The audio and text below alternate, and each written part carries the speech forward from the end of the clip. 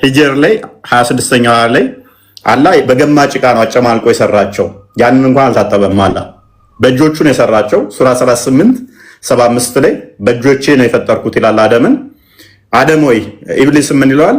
ኢብሊስ ወይ በሁለት እጆቼ ለፈጠርኩ ለምን ከመስገድ ማን ከለከለ ይላል።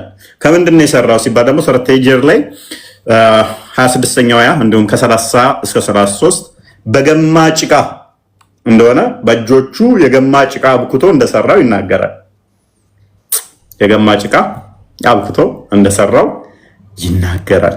ስለዚህ አላህ አልተጠበውም፣ ያንን ግም ነገር አልታጠበውም። እኛ ምን እናምናለን መሰላችሁ? እኛ ለፈጣሪ ቆሻሻ ምናምን የሚባል ሲጀመር አይነገርም። የቆሻሻ ነገሮች አይነገሩም። ምክንያቱም ቆሻሻ የሚነገረው በባህሪው ራሱ ለሚታመም ለደካማ ፍጡር ለኛ ነው። ቆሻሻ የሚለው ራሱ የሚመጣው ስለሚሸተን ስለምንታመም ነው እንጂ ቆሻሻ የሚባል ነገር የለም በባህሪ ለፈጣሪ ማለት ነው። እሱ ላይ ቆሻሻ የሚነጋው ቆሻሻ ተጽዕኖ የሚያደርግበት እንደው ሽንት ቤት አይገባም ብለው ነው አላህ የሚያምኑት። ሽንት ቤትም አይጠራም ስሙን ብለው ነው የሚያምኑት። ምክንያቱም ጉንፋን ይዘዋል ሽንት ቤት ከገባላ። የኛስ እሱን የሚያቆሽሸው ነገር የለም። እንኳን ፈጣሪም ንፋስ ላይ እንኳን ቆሻሻ ሊለጠፍበት አይችልም። እንኳን ንፋስ ላይ ብርሃን እንደዚህ ታዩታላችሁ። ብርሃን ይታያል። ላይቱ ለእናንተ እንትን ይላል። ብርሃን እንኳን አይቆሽሽም። ፀሐይ እንኳን ቆሻሻን ታደርቃለች። ብርሃንን ማቆሸሽ ምንም ነገር የሚችል የለም። ፈጣሪ ምንም ነገር የሚያረክሰው ነገር የለም። ፈጣሪ ሁሉን ነገር ይቀድሳል እንጂ በቆሻሻ የሚረክስ የሚቆሽሽ አይደለም። የሚረክስ የሚቆሽሽ አይደለም ማለት ነው። ስለዚህ እንደዚህ አይነት ነገሮች ለፈጣሪ አይነገሩም። አንድ ሁለተኛ ደግሞ ለክርስቶስ ጋር ሲመጣ እነኚህ ነገሮች አይነገሩለትም። በሱ ዘንድ ቆሻሻነት ቆሻሻ ምናምን የሚነገር አይደለም። እስቲል የቆሸሹትን እንኳን የሚያነጻ ነው። ልብ ብላችሁ ተሆነ ዘሌዋውያን ምዕራፍ 15 ላይ ከቁጥር 15 ጀምሮ ካያችሁ ያ ደም የሚፈሳት ሴት ካለች በሰባት ቀን ያህል ምንድነች? እርኩስ ነች ይላል አይደለ? እሷን ምን የሚነካትም ይረክሳል። ሎክ የሚነካትም ይረክሳል። እሷም እስከ 7 ቀን ድረስ ንጹህ እስከምትሆን ትረክሳለች ይላል የብሉይ ኪዳኑ ስርዓት። በአዲስ ኪዳን ሲመጣ ግን ያቺ ደም የሚፈሳት ተሻምታ ሄዳ ክርስቶስን ትነካዋለች። ልክ በነካችበት ቅጽበት ላይ ምን ሆነ ይላል? ደሟ ቀጣለ ይላል። እንኳን እሷ ልረክስ እንኳን እሱን ልታረክስ እሷን ቀደሳትና የሱ ቅድስና እሷ ላይ ሲያርፍ የእሷ ደም መፍሰስ ቆመና ነጻች፣ ከህመሟም ዳነች። ሉክ በብሉይ ኪዳን ደም የሚፈሳት ሴት ንጹህ እስክትሆን ድረስ ደሟ እስኪቆም ድረስ በቤት ትቀመጣለች። ከ7 ቀን በኋላ ዋኖስ እዛ ገብታ ስለቷን እንትን ብላ ነው የምትቀደሰው ነበረ። በሐዲስ ኪዳኗ ስትመጣ ግን ክርስቶስን ገና ስነካው ደሟ የሚፈሳት ሴት እንኳን ያቺ እርኩስ ተብላ የምትታመነው በብሉይ ኪዳን ቆሻሻ የምትባለው ያነጻትና ምን ሆነ? ደሟ ቆመ፣ ቀጣል ይላል። እሱን ቅዱስ እርኩስ ምትለው አይደለም፣ የሚያነጻ ነው። እሱ የሚፈሳትን ቆሻሻ እንኳን የሚያነጻ ነው ማለት ነው። ስለዚህ እንደዚህ አይነት ነገሮች አይነገሩም። ነገር ግን እነሱ ቦዲ ፓርት አለው ብለው ስለሚያምኑ አላህ ላይ ጭቃ አለ እጁ ላይ ገሃነም ውስጥ እግሩን ይከታል። ገሃነም ደግሞ ሰዎች የሚመገቡት ምንድነው? በገሃነም ውስጥ ያለው መግልና የቁስል ፍቅፋቂ ነው ይላል። ኦኬ እሺ፣ አንድ ጊዜ አላህ ዘ ኤግዛልትድ ኤንድ ግሎሪፋይድ የተከበረውና የላቀው አላህ ይላል ሴንድ ዳውን ዋተር ፍሮም ቤኒዝ ዘ ትሮን ላይክ ዘ ሴመን ኦፍ ሜን ኤንድ ፍሮም ኢት ዜር ፍሌሽ ኤንድ ቦዲስ ስፕራውት ይላል። ሚላል አላህ ከአርሹ ስር የወንዶችን የዘር ፈሳሽ የሚመስል ስፐርም ይልካል። ይሄ የዘር ፈሳሽ የማን ነው? አርሹ ላይ አላህ ነው የሚቀመጠው ተብሎ ይታሰባል። ስለዚህ ከአርሹ ስር የሚንጠባጠበው እንጥብጣቢ የዘር ፈሳሽ የማን ነው? ተውሂድ አልሩቡቢያ፣ ተውሂድ አልኡሉሂያ፣ ተውሂድ አልአስማ ወሲፋት የሚል አንድ ጥቅስ ብቻ ስጠኝ። አንድ ጥቅስ ብቻ። ቁርአን ግልጽና የተብራራ ለነገሮች ስለ ነገሮች ሁሉ የሚያብራራ ነው ብሎ ይናገራል አይደል? እስኪ አንድ ጥያቄ ልጠይቅ። አዎ ልክ ነው። መሐመድ በቂያማ ቀን ሸፋዓ ይሆናል? አሁን ያወራ ያለው ስለ እስልምናና ስለ ክርስቲያን ነው። ስለ መሐመድን ተው ስለ መሐመድ አትንካበት። ያ ሉክ በጣም እኮ ነው የሚገርመው ቁርአን ላይ ያሉትን ነገሮች የተጻፉት ነገሮችና ሙስሊሞች ደግሞ የሚያምኑት ነገር ፍጹም የተለያየ ነገር ነው። ቁርአን ላይ ምን ነብያችን መሐመድ ሰለላሁ ዐለይሂ ወሰለም ተውና አሁን ስለ አላህና ስለ ክርስቶስ እናውራ። ስለ አላህ ቀጥልሽ። ስለ አላህ ቀጥል። መሐመድ ምንም አያደርግም። ስለ አላህ እንቀጥል። ጥቅም የለውም መሐመድ። ኦኬ በጣም ጥሩ። እኛ የምንፈልገው ይሄን ነው። አሁን ደግሞ ወደ አላህ ትሄዳለህ። አላህ ምንም አይጠቅምም፣ ስለ ሌላ ነገር እናውራ ስለምትል ችግር የለውም። እሺ ሰሚር፣ ስለ አላህ እናውራ። አላህ ጀሃነም እሳት ውስጥ እግሩን የሚከተው ይከታል ብሎ የተጻፈው የቱ ጋር ነው? በቂያማ ቀን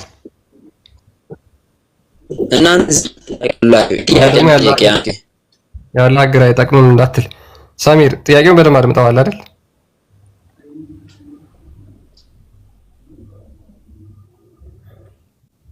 አይ ቲንክ ኔትወርኩ ላግ አድርጎበት ይዞታል። ሰሚር ብትመለስ ደስ ይለናል። አውሩ እንጂ ሙስሊሞች። የለም መልሴ ነው መልሴ።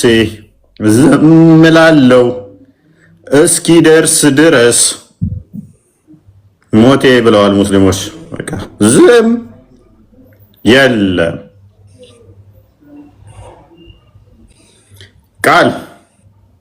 ቃልን ጭመቀው ቃል ስጋ ሆነን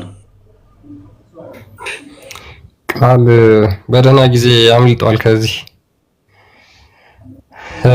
የሚገርም ነው ግን በጣም ማለት ሙስሊሞች እነዚህ በጣም የሃይማኖታችን መሰረቶች ናቸው ብለዋቸው የሚይዟቸው ነገሮች ሁሉ ቁርአን ውስጥ የሉም ማለት ይቻላል። ነገር ግን ሴቶችን ስለመገናኘት፣ መሐመድ ቤት ስለመግባት፣ ስለመውጣት፣ ህፃናትን ስለማግባት፣ ሚስትን ስለመደብደብ ተጽፏል። ሚስትን ስለመደብደብ በጣም አስፈላጊ ነው። ሴቶች ካመጹ መደብደብ አለባቸው ሚስቶች ማለት ነው። ለማመጽ እና ታዲያ ይደበደቡ ነው። እናንተ ክርስቲያን ምን ሆነ ነው? ሴት ልጅ ነች እኮ መደብደብ አለባት እና አትደብደብ እያልክ ነው? አላህ ካላ በላይ አንተ ታውቃለህ። ለምን ምስቀው? አላህ ስለራሱ መናገር አይጠበቅበትም። በቃ እሱ የተብቃቃ ነው፣ መሃን ነው፣ ልጅ የለውም፣ ሚስት አላገባም። ከዚህ በላይ ምን ትፈልጋለህ? ሴት ልጅ ግን ልታምዝ ካሰበች ወንድ ልጅ ልብ በል አላህ ካሊ ኩሊ ምናምን እሱ ነው የነገረን። ገስጻት፣ በመኝታም ተለያት። ሴት እኮ ነች። እምቢ ካለች ግን ግረፋት፣ እንዳምራት። አላሁ ተዓላ ነው ያለው። ከሌሊቱ 1/3 ይመጣል። ማስረጃ ስትጠየቅ ግን እሱ ዋና መሰረት አይደለም። ሴት ልጅን በሚስት ቦታ ሚስት ከፈለጋችሁ ለውጧት ሚል አላህ ነግሮናል። ስለዚህ ወረደ አልወረደ ምን ይሰራልሃል? በሚስት ቦታ ሚስትን ለውጥ ብሎ ከነገረ አንተም ሚስትን መለዋወጥ ምችል ከሆነ በቂ ነው። 1 2 2 3 4 አግባ ብሎ ፈቅዶልህ ሳለ ገሃነም እግር ውስጥ አላህ እግሩን ይከታል የሚል ማስረጃ አምጣ ብለህ ለምን ትጠይቀኛለህ? ምን ይሰራልሃል? እመን። ዝም በልና ቁርአን ላይ ባይኖርም እመን። በቂያማ ሲቀርብ ልብ በል። ቂያማ ሲቀርብ ደጃል የሚባል አለ። ደጃል የሚባል አንድ አይና የሆነ ሁሉንም በቃ ይፈጫቸዋል። ይመጣና ይሄ እምነታችን ነው ሙስሊሞች አይደለ? እምነታችሁ ነው። መረጃ ሲጠይቋችሁ ክርስቲያኖች ግን ቁርአን ውስጥ አምጡት እስቲ። በቂያማ ላይ ትልቅ ጥፋት የሚያደርሰው ከፍጥረት ከአዳም ጀምሮ የሱን አይነት አጥፊ ያልተገኘለት የሚባለው በቁርአን ውስጥ አለ እንዴ ስትባሉ ኖ በላቸው። ዋና እሱ አይደለም። ዋናው ሱረቱ አሕዛብ ላይ የሚገኘው ከ50 እስከ 53 እስከ 55 ያለው ክፍል ነው በሏቸው። እሱ ምንድነው? ሙሐመድ ጋር ስትሄዱ ካልተጠራችሁ በቀር ቤቱ አትግቡ፣ ከተጠራችሁ ደግሞ ምግብ ከበላችሁ በኋላ ወዲያው ተበተኑ የሚለው ነው ዋና ነገር። አያችሁ አላህ ምን ያህል ጥበበኛ እንደሆነ። ሙሐመድ ቤት ሄዳችሁ ምግብ ከበላችሁ አትቀመጡ፣ ብዙ ወዲያው ምግቡን በልታችሁ ብትን ነው ማለት ያለባችሁ። አስፈላጊው ለእናንተ ደጃል መቼ ይመጣል? እንዴት ይመጣል? ደጃል ምን አይነት ነው? እንዴት ነው? ቁርአን ውስጥ ተጠቀሰ አልተጠቀሰ ምንም አይጠቅምም። በቃ መኑ ዝም በሉና መሰረቱ እሱ አይደለም።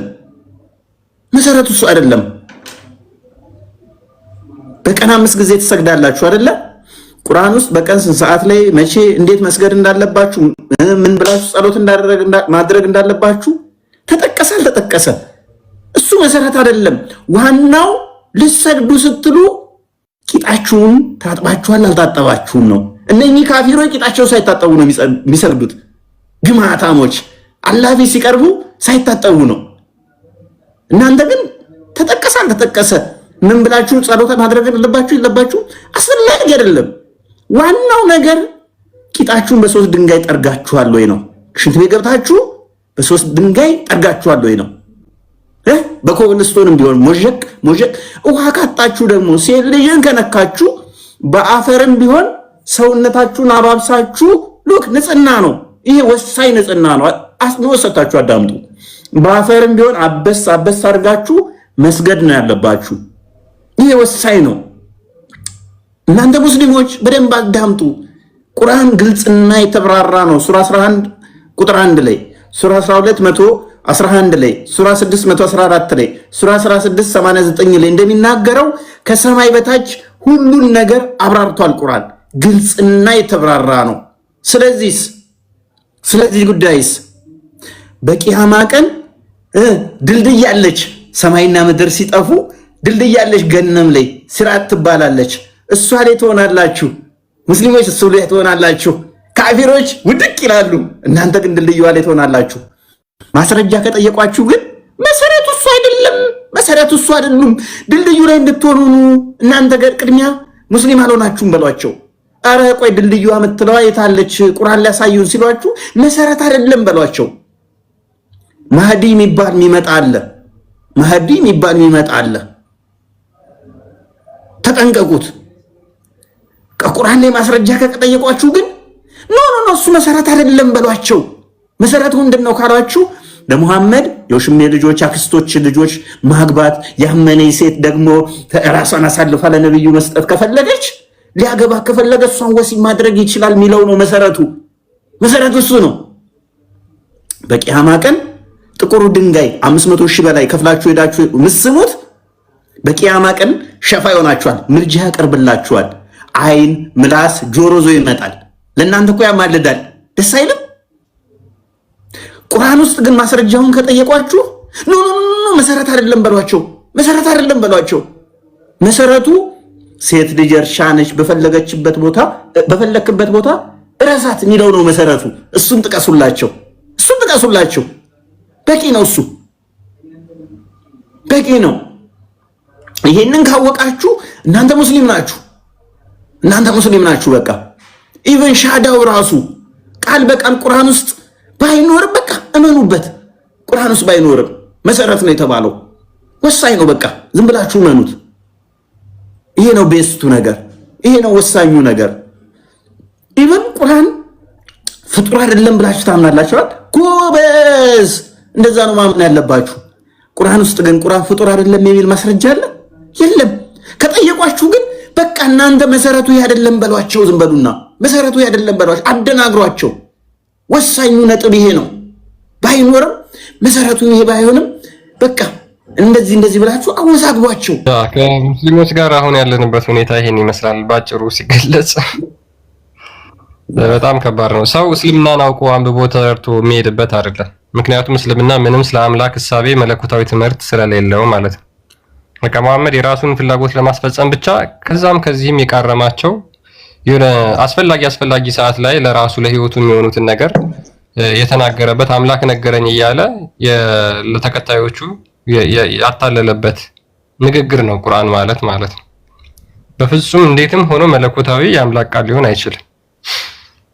ስለዚህ ስለ አላህ የምታምኑት መሰረታዊ ነገር የማትናገሩ ከሆነ ስለ ሙሐመድ የምታምኑት መሰረታዊ ነገር የማትናገሩ ከሆነ የማታውቁ ከሆነ ቁርአን ላይ ካለ ምንድን ነው የምትከተሉት? አላህን ከየት አውቃችሁት ነው? ሙሐመድን ከየት አውቃችሁት ነው? ሙሐመድ መቼ ነው ነብዩ ሆነው? ማን ነው ነብዩ? አላህና ሙሐመድ እኮ በቃ እንጀራ አባታቸው ናቸው እኮ